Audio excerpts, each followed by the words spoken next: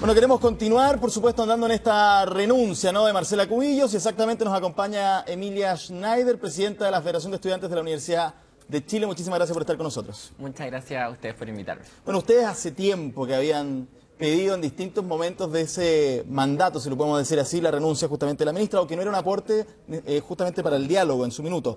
Pero, ¿cómo ven que salga justamente en este minuto Marcela Cubillos del Ministerio? Porque iniciamos un nuevo año, me imagino que hay una agenda importante por parte del movimiento estudiantil. Sí, no, sin duda. O sea, yo creo que primero partir señalando que sin duda la salida de una persona que hizo tanto daño a la educación en nuestro país, que claramente no se interesaba por la cartera, sino que estaba más bien impulsando una agenda ideológica, una agenda política desde el Ministerio, es un paso positivo. Lo que nosotras rechazamos totalmente desde el movimiento estudiantil es que se haya cambiado por más de lo mismo, porque llega Raúl Figueroa, que es un defensor del lucro en la educación, que tuvo paso por la educación privada, entonces por lo tanto va a seguir siendo un defensor de digamos, el mercado de la educación y sus excesos que nos han llevado, digamos, a crisis como las que tenemos en universidades privadas que cierran, entre otras cuestiones, y que además ha criminalizado y ha aportado a la persecución y apoyado de la y los estudiantes secundarios, porque tenemos en el historial de Figueroa cuando era subsecretario el apoyo a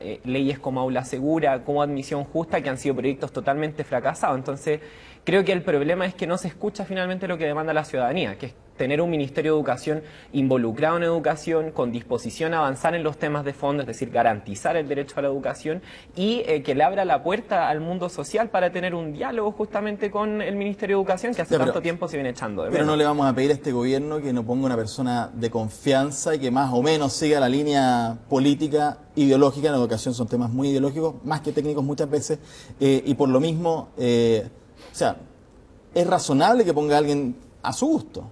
Sí, sin duda, pero creo que una persona que ha tenido declaraciones en contra de la gratuidad universal, una persona que se ha mostrado a favor de mejorar, comillas, si es que eso se pudiera, los créditos estudiantiles, en vez de terminar con ellos, creo que es, si bien una persona de su confianza, una persona que va totalmente en la línea contraria a lo que viene exigiendo la ciudadanía. Si es que desde el gobierno se quisiera tener un diálogo en serio para avanzar en transformaciones, debería buscarse otro perfil. Además que Raúl Figueroa ya era subsecretario, entonces tenemos que se va a mantener la línea. Esperamos que no sea la misma línea. ¿Más técnico que político? Es que aquí la discusión yo creo que no tiene que ver con una persona que sepa más en términos técnicos de educación.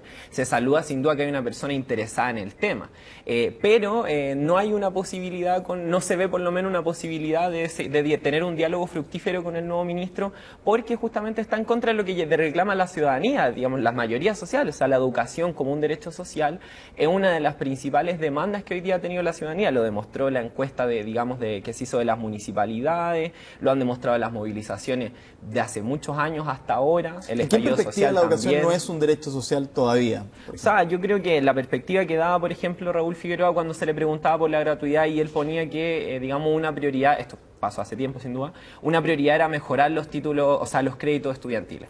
Eso es no estar porque la educación sea un derecho, eso es defender que los bancos tienen algo que ver en la educación, cuando vemos que toda la crisis del endeudamiento ha demostrado que los bancos no tenían nada que ver, se metieron a hacer negocios y defraudaron las promesas que se le hicieron a un montón de estudiantes y sus familias.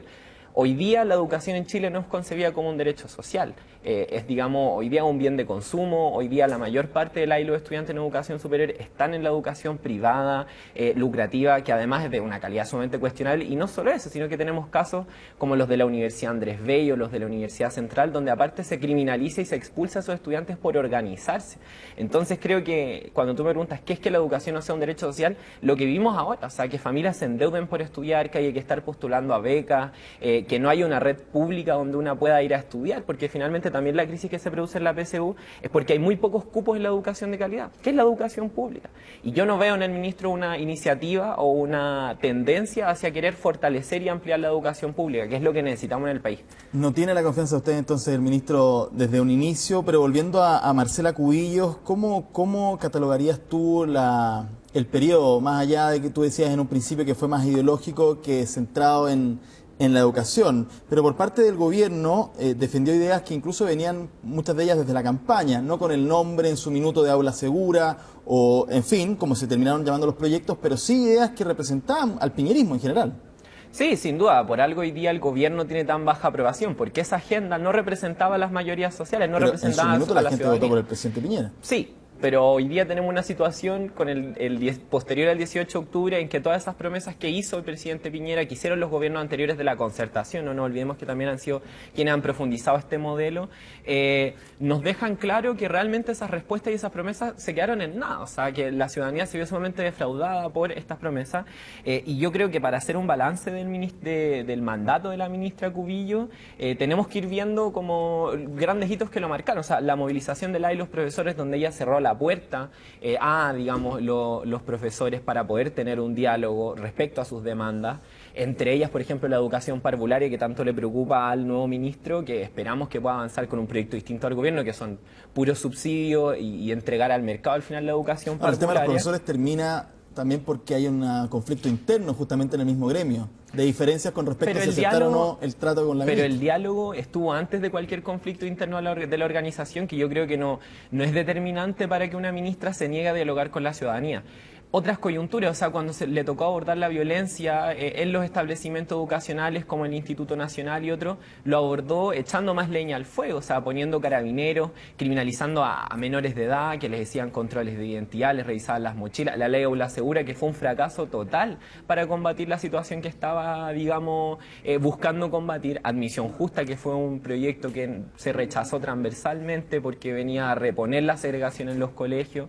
Entonces creo yo que el rol de la ministra Cubillos fue bastante nocivo. O sea, ahora, ese último proyecto perdió en el Congreso, pero la derecha votó a favor. Sí, sin duda, pero incluso vimos cuando la ministra estaba promoviendo en su gira nacional la admisión justa y estaba yéndose en contra al proyecto del gobierno anterior, vimos que ahí hubo una distancia incluso con Raúl Figueroa. Entonces yo creo que la ministra se dedicó a hacer una agenda política digamos, de promover la educación de mercado, de promover la privatización actual de cosas, en vez de lo que se venía exigiendo hace muchos años, que es el fortalecer la educación pública. Entonces yo creo que el rol de la ministra finalmente fue muy nocivo para la educación, para el debate educacional, porque, como decía el presidente del Colegio de Profesores, estuvimos discutiendo de carabineros, de materias que son de más del Ministerio del Interior que de Educación. Y que hoy día salga para asumir nuevos desafíos, como se especula, digamos, en la campaña del rechazo a la nueva Constitución, a mí y creo que a la ciudadanía le deja un mensaje súper claro. O sea, quienes nos dicen que están por rechazar para reformar, ya sabemos en qué línea van a reformar. O sea, en aula segura, en represión, en la misma línea que la ministra Cubillos, que hoy día se suma a sus filas, que claramente no son reformas sustantivas, claramente no son las reformas estructurales que exigimos para conquistar nuestros derechos. Ahora, para ir cerrando, ustedes también como movimiento estudiantil han hecho varias declaraciones y se han organizado con respecto a lo que significa el proceso constituyente. Van a hacer trabajos a propósito de la campaña del apruebo, pero si entiendo bien, justamente cuando inicia todo este proceso, cuando se hace este acuerdo del 15 de noviembre, para ustedes no fue en general un acuerdo válido, no hubo la confianza necesaria en un principio y ahora se suman. Porque, bueno, el proceso está desatado de alguna forma, pero ahí las confianzas también van a ser muy complejas a la hora de hacer campaña por el apruebo por lo que venga después. Es que yo creo que ahí hay que distinguir los planos de la discusión. En un momento muchos actores sociales fuimos críticos de cómo se lleva el acuerdo. Y sin duda, o sea, porque fue un acuerdo que no involucró a las organizaciones sociales y eso era criticable en su momento, pero nosotros no nos subimos ahora cuando ya el proceso está desatado. Nosotros tuvimos una posición que se hizo a saber, digamos, bien pronto desde la fecha y desde distintos espacios del movimiento estudiantil, de que si bien una puede ser crítica a un proceso, no implica que no haya que disputarlo. O sea, yo creo que todos podemos no desconfiar. Solo crítica, se dijo. Nosotros solo hicimos una de manera muy directa primera. que prácticamente había una suerte de traición con el movimiento social a propósito de ese acuerdo. Eso se señaló desde algunos sectores y es legítimo, pero eso no implica que una se rige de la disputa. O sea, una puede tener todas esas críticas, pero por lo menos nosotras desde la fecha tomamos una definición súper clara. Hay que participar en el plebiscito de forma masiva, hay que ir por el apruebo, hay que ir por la convención constitucional, porque si no vamos a dejar que los mismos de siempre hagan lo que han hecho todos estos años. Esa misma convención constitucional se dijo en su minuto que no era lo mismo que una asamblea constituyente. Por ahí también iban críticas, no sé si las mantienen.